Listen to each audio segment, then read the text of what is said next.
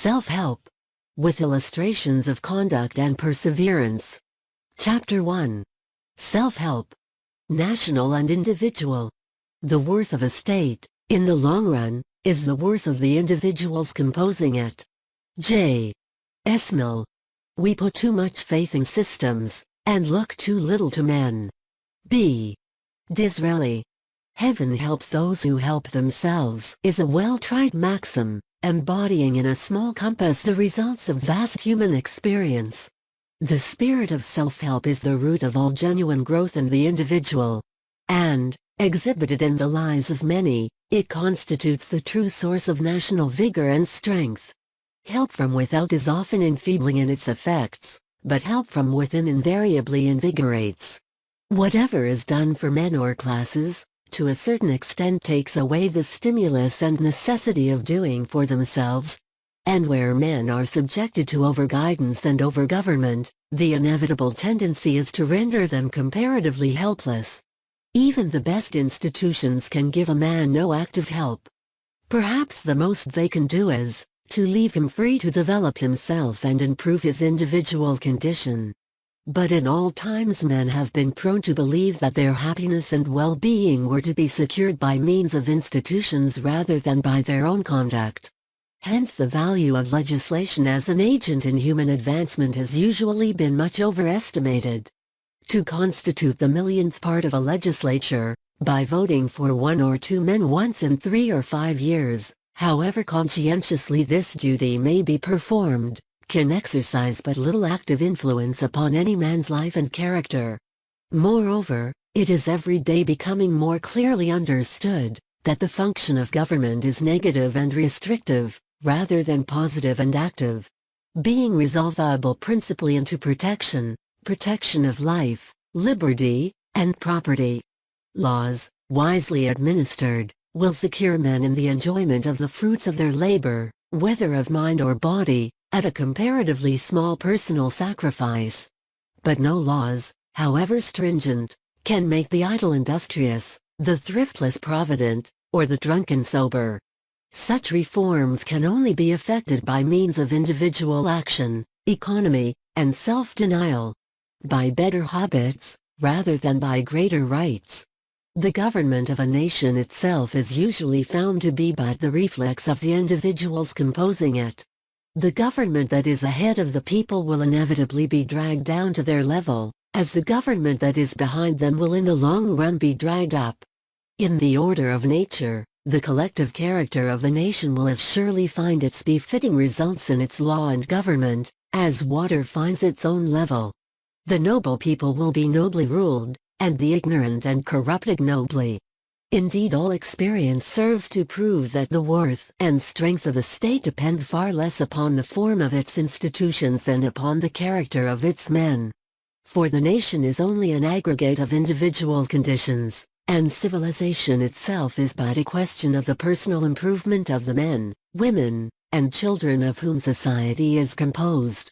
National progress is the sum of individual industry, energy, and uprightness, as national decay is of individual idleness, selfishness, and vice. What we are accustomed to decry as great social evils, will, for the most part, be found to be but the outgrowth of man's own perverted life. And though we may endeavor to cut them down and extirpate them by means of law, they will only spring up again with fresh luxuriance in some other form, unless the conditions of personal life and character are radically improved. If this view be correct, then it follows that the highest patriotism and philanthropy consist, not so much in altering laws and modifying institutions, as in helping and stimulating men to elevate and improve themselves by their own free and independent individual action. It may be of comparatively little consequence how man is governed from without, whilst everything depends upon how he governs himself from within. The greatest slave is not he who is ruled by a despot, great though that evil be, but he who is the thrall of his own moral ignorance, selfishness, and vice. Nations who are thus enslaved at heart cannot be freed by any mere changes of masters or of institutions. And so long as the fatal delusion prevails, that liberty solely depends upon and consists in government, so long will such changes, no matter at what cost they may be effected, have as little practical and lasting result as the shifting of the figures in a phantasmagoria. The solid foundations of liberty must rest upon individual character, which is also the only sure guarantee for social security and national progress. John Stuart Mill truly observes that even despotism does not produce its worst effects so long as individuality exists under it. And whatever crushes individuality is despotism, by whatever name it be called. Old fallacies as to human progress are constantly turning up. Some call for Caesars, others for nationalities, and others for acts of parliament. We are to wait for Caesars, and when they are found, happy the people who recognize and follow them. This doctrine shortly means, everything for the people, nothing by them, a doctrine which, if taken as a guide, must, by destroying the free conscience of a community, speedily prepare the way for any form of despotism. Caesarism is human idolatry in its worst form, a worship of mere power, as degrading in its effects as the worship of mere wealth would be. A far healthier doctrine to inculcate among the nations would be that of self-help. And so soon as it is thoroughly understood and carried into action, Caesarism will be no more. The two principles are directly antagonistic. And what Victor Hugo said of the pen and the sword alike applies to them, Ceciu Aracela. This will kill that. The power of nationalities and acts of parliament is also a prevalent superstition.